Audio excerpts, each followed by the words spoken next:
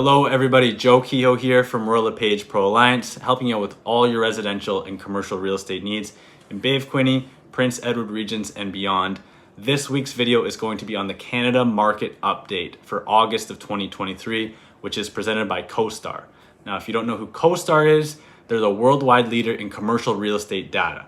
Now, if you're only residential, if you don't care about commercial, I would hold that thought and stick around because macroeconomic data affects commercial real estate data, affects residential real estate data, and vice versa. So this is a report put out by CoStar, which basically tracks the macroeconomic trends of the Canadian economy, which inherently affects commercial real estate and does affect residential real estate in a very similar way. So stick around. If you're not interested in commercial, you may find some value in this. Basically, we're going to be going over some data and numbers from last year compared to this year, GDP, housing starts, see how they compare to last year, and that's going to give us a good idea of probably where the market's going to go and a good idea of where interest rates are maybe going to go, and just gives you a good picture on the economy and market in general. So let's get into it. In looking at these data points, we're going to put our inflation hat on and basically look at it a lens through, does this impact inflation? Is inflation going up or down? Which has a direct correlation with,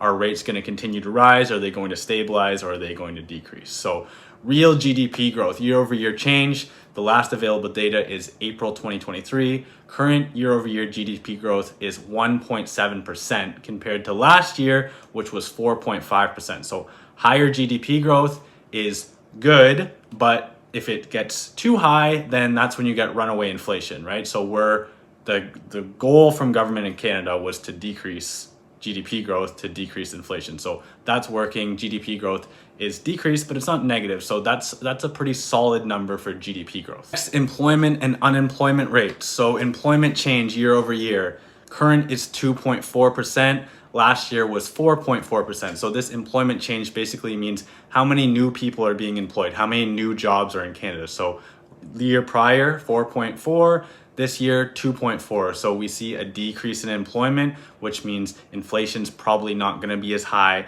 as if employment was increased by 5% again. Same thing with unemployment. Unemployment rate is up from last year at 5.4% compared to last year at 4.9. Unemployment rate's higher, inflation's lower.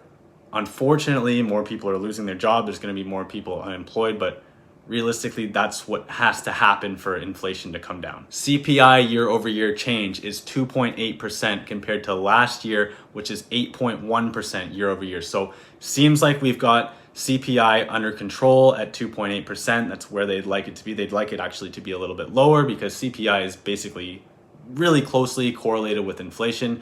If you don't know what CPI is, it's Consumer Price Index. So it's basically a basket of goods, which is all put together, and then they track the prices year over year, whether it goes up or down by a certain percentage. So CPI down below 3%, that's good for inflation. I don't know if it's going to get below 2 or if it's ever going to get below 2, but that's a lot better than over 8%. Urban housing starts on a seasonally adjusted annualized rate. And the reason they use this seasonally adjusted annualized rate is to take seasonality out of the equation for housing, because obviously we're gonna have more housing starts in spring and summer months than in the dead of winter. So last year, 268,000, this year, 275,000. So housing starts up, which is great. We're bringing more product to the market. The problem is it's not enough still.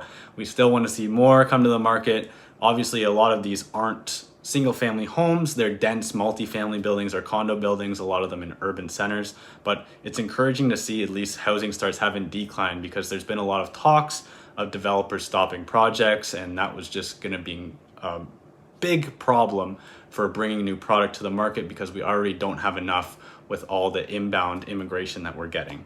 So housing starts up, good stuff. Core retail sales. So we don't have numbers for last year, but this year we're up 1.4%. So still in the positive, but not as much as the historical data. Usually in Canada, the historical retail sales grow at about 4% per year, which you can see as a positive because people are buying less things, which means they're being a little more tight with their money, which means there's less of a demand for retail consumer goods, which means inflation will likely come down. So that's good to see. We're not negative, it's still growing, just not at a crazy rate like it was growing before, or at even the average rate of 4%. So good to see that.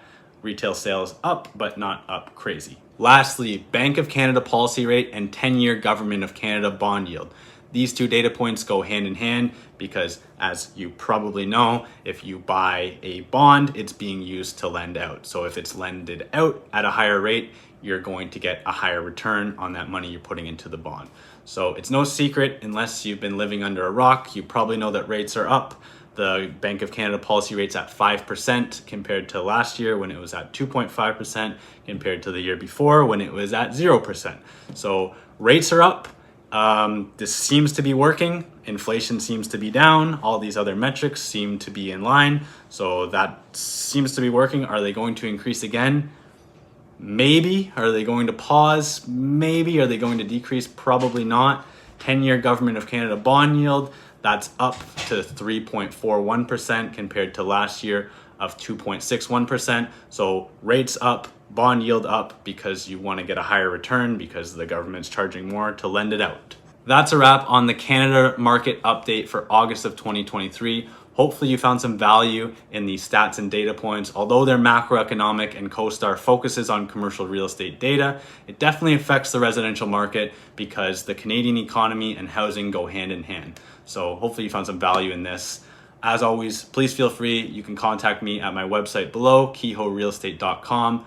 Book a call with me, fill out the contact form. I'd love to hear from you, and thank you for watching.